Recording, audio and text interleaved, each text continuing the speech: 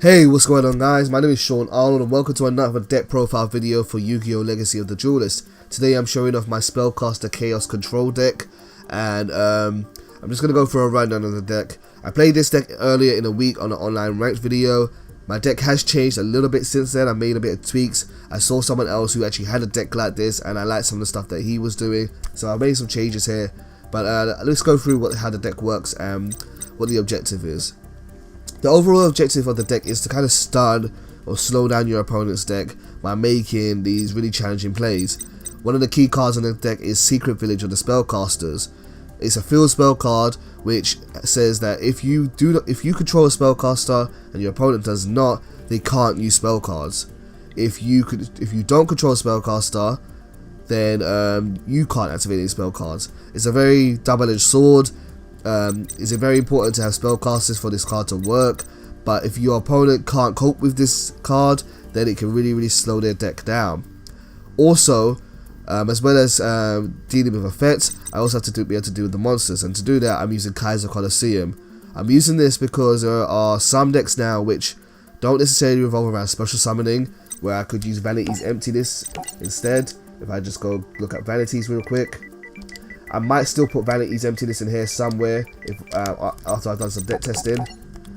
Definitely might want to do actually both Vanities and Kaiser, but I'm testing out Kaiser because Kaiser Colosseum prevents your opponent from putting more monsters on the field than you have. So if you have at least one monster on the field and you play Kaiser Colosseum, then your opponent can't put more than one monster on the field, which is really useful. And you've got some cards in here which are great walls and stay on the field for a long time in order to keep Kaiser and Secret Village of the Spellcasters going. So those are the two main cards of the deck. To support these, you need some really good monsters to go with it. Now with Spellcasters have some really great cards. However, they struggle to kind of work together as a unit if you don't kind of explore all of their options. Unless you're playing spell books, which works really well as a unit together. Most of the spellcasters here which I have are kind of just different types of spellcasters really. The first I have here is Petition of Faith. Petition of Faith is a level 1 spellcaster. When you flip her face up, you get to add one spellcaster from your graveyard to your hand, allowing me to recycle Secret Village, Kaiser, or any of my other spell cards if I need to. Then I've got Maiden with Eyes of Blue. Maiden with Eyes of Blue is got two effects. First of all, what's really great about her is that she's a level 1 tuner monster, which is going to work well with another card later on. She's also a good stalling card. She has two effects. The first one is if she is targeted for an attack, you can negate the attack and special summon a Blue Eyes White Dragon. The second effect is if she is targeted by an effect, she can summon a Blue Eyes White Dragon. The whole point of Maiden with Eyes of Blue is not really to get the Blue Eyes White Dragon out.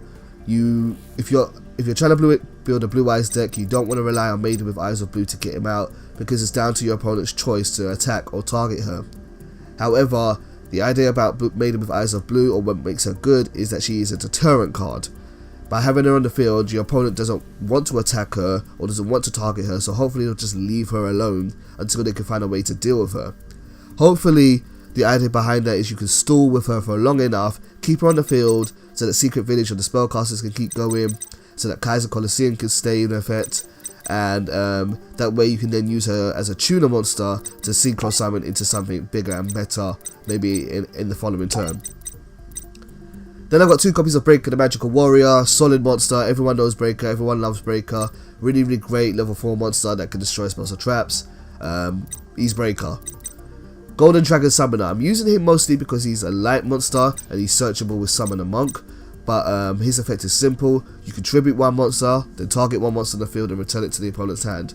Ideally, I want to use this for hitting my opponent's XC or Synchro monsters, so they return back to the extra deck, or maybe even a Pendulum monster.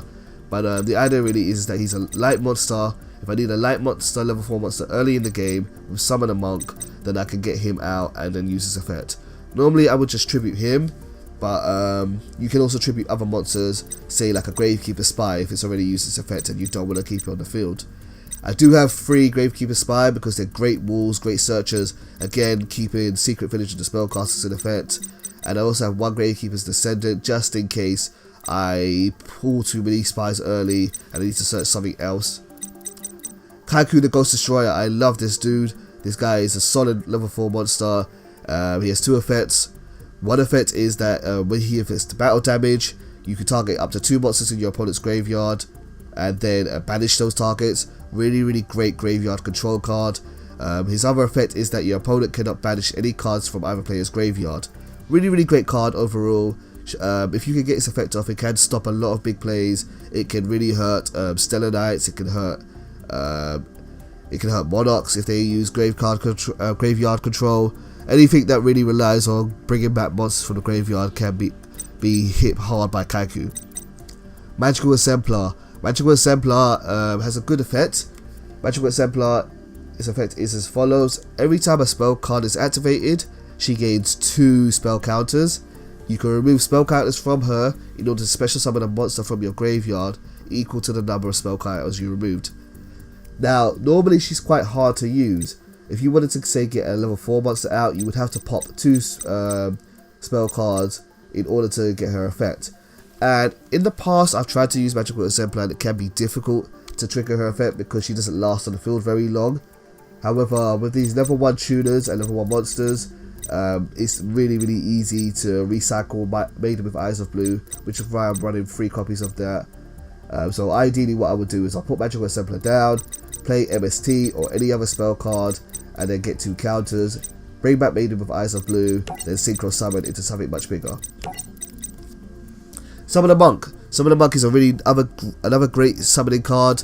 You discard 1 spell card from your hand and get to special summon 1 level 4 monster from your deck.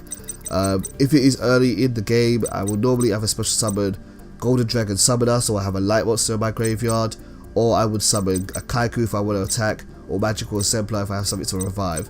I don't really want to summon Breaker. I could summon Descendant if I have a Spy out already, but normally I don't do that. So the main targets are Kaku, Exemplar, and Golden Dragon Summoner for his effects. Again, of course, if it's a level 4, I can also XE summon if I want to, if I don't want to use their effect or attack. So he provides a lot of options for this deck. One of the boss monsters for this deck is Chaos Sorcerer. Chaos Sorcerer is a fantastic card. He used to dominate the game at one point for many years. His effect is as follows. You can special summon him by removing 1 light and 1 dark monster from your graveyard, and by banishing those. Then every single turn, once per turn, you can remove 1 monster on the field from play. So I can summon him, banish my opponent's monster, but if you do so, he can't attack. He's a really solid monster, and I think he's kind of underplayed right now. He's fallen out of popularity, but I think he's really good still. The fact that he removes monsters from play by banishing them and not destroying them is a really great effect in this meta, because there's so many cards which avoid being banished. But the whole deck kind of really revolves around getting him out as soon as possible. With Kaiser Colosseum on the field limiting how many monsters your opponent can summon, he can really be great for controlling the field, and he can be a real threat with Secret Spillage and the Spellcasters. So really great monster.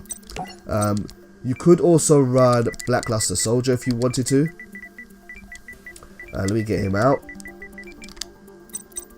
Blackluster Soldier Info at the beginning. He is basically the same as Chaos Sorcerer, but better. However, he isn't a Spellcaster, so I'm not using him right now. But Blackluster is a better card overall. So you might want to try it out. If I find I can maybe fit in another Chaos Monster, I might put him in. Or maybe I will take 1 Chaos Sorcerer out and try 1 Blackluster, because Blackluster is just ridiculously powerful. But for the time being, I'm just using 2 Chaos Sorcerers. And then Blue Eyes White Dragon is there for obvious reasons.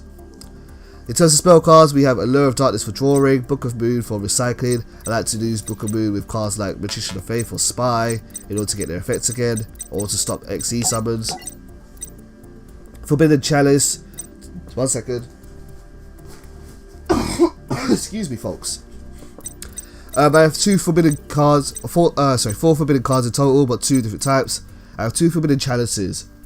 Forbidden chalices negates effects and gives your cards 400 attack. So I could use it to either raise the monster's attack to if it's worth doing, or I can negate my opponent's effect.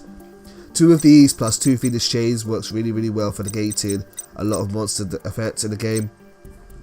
Then, because we want to keep my monsters on the field, I've got Forbidden Lance in order to stop spell and trap effects. So if someone tries to use a trap card on, say, on Chaos Sorcerer, I could use Forbidden Lance to kind of protect him. Kaiser Colosseum I spoke about earlier. MST is MST, destroy spells and traps.